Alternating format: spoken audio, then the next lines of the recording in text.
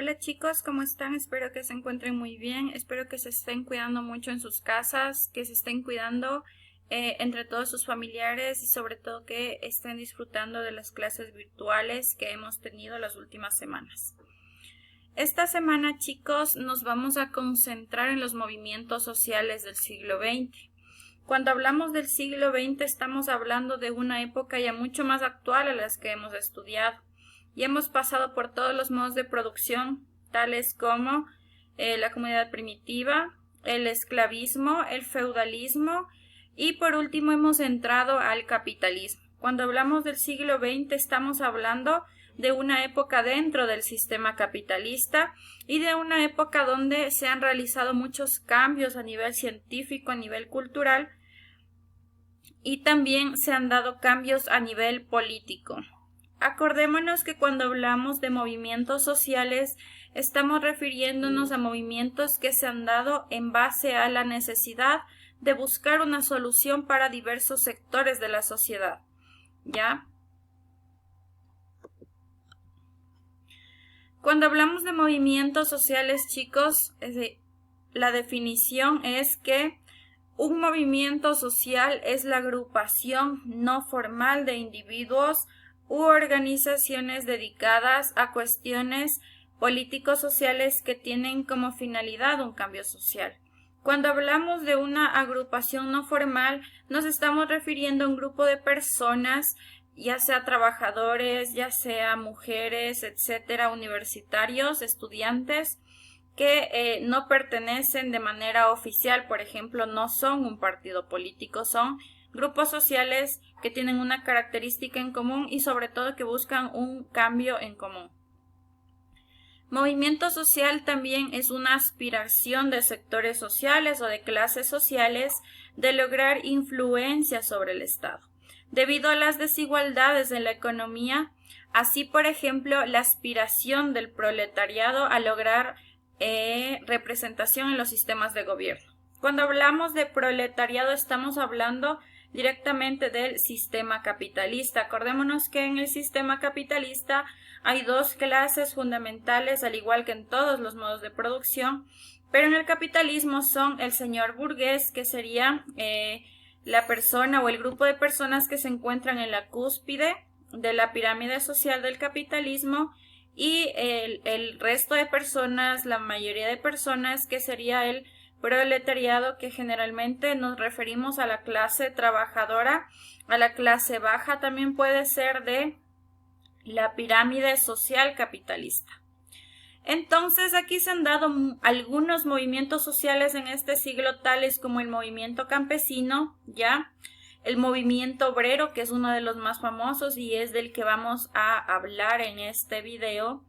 Los movimientos de clase media y movimientos estudiantiles, que generalmente en el caso de los movimientos estudiantiles se buscaba también accesibilidad a la universidad o a la educación, incluso que sea mucho más sencillo acceder, que esté esta educación abierta para todas las castas o las clases sociales, ¿ya?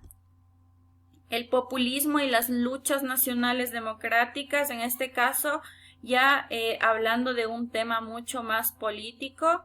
La cuestión étnica, en este caso estamos hablando de todas las etnias en general,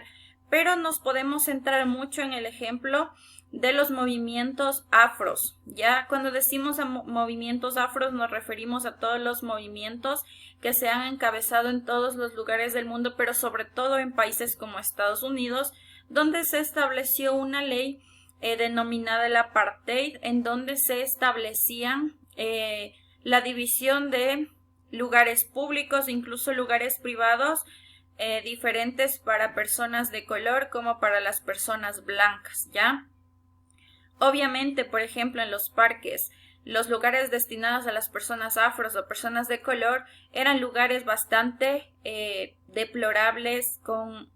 mucho que desear a lo mejor de las autoridades, todo lo contrario que los lugares destinados para las personas blancas, donde estaban muy bien adaptados, muy bien hechos, sumamente acoplados, se puede decir, muy cargados a lo mejor de lujos, incluso en el caso de los lugares destinados a las personas blancas, Y en el caso del movimiento femenino, que es un movimiento social que se mantiene incluso hasta la actualidad, de manera originaria o el origen del movimiento femenino siempre fue tratar de acceder a los mismos derechos o a los privilegios, mejor dicho, que han tenido los hombres a través de la historia, ¿no? En el movimiento femenino del siglo XX se centra mucho en que la mujer pueda acceder al sufragio, es decir, que pueda participar en el acto político de votar, ¿ya? Entonces, posterior a haber logrado, obviamente, por marchas, movimientos sociales, etcétera, también se ha pedido que exista una forma equitativa en el que los hombres y las mujeres ganen el salario dentro de lo que sería el trabajo, porque se daba antes que las mujeres trabajaban exactamente las mismas horas que los hombres y sin embargo ganaban mucho menos. Esto se evidencia, por ejemplo, a partir de la Revolución Industrial, en donde la principal mano de obra de todas estas industrias eran las mujeres y los niños, y las mujeres fueron lo que más se contrataba, porque en ese entonces obviamente ganaban mucho menos que los hombres y realizaban el mismo trabajo. Entonces, hablando de rentabilidad, contratar a una mujer, si a lo mejor eres un empresario, era mucho más factible que contratar a un hombre, puesto que le ibas a pagar menos por realizar exactamente el mismo trabajo. El movimiento femenino se ha venido desarrollando a partir de los años y ha ido pidiendo otro tipo de derechos conforme también la sociedad. No van a ser obviamente los mismos requerimientos del movimiento femenino